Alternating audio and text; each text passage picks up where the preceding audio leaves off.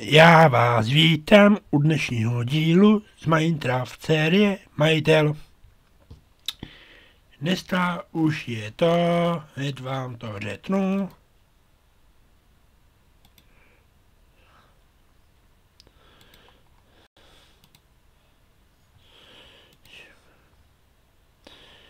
Dneska už je to 150. díl z téhle Minecraft série Majitel.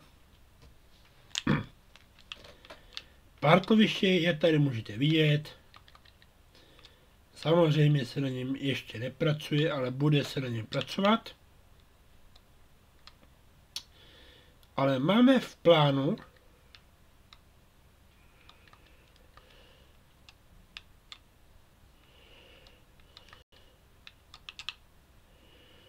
je tady to hodně v plánu.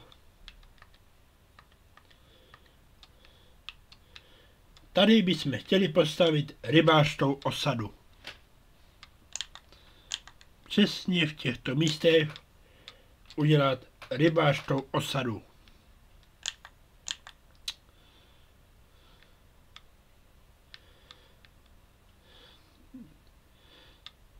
Za mnou je vidíte ten malý ostrůvek, a tam postavit rybářskou osadu.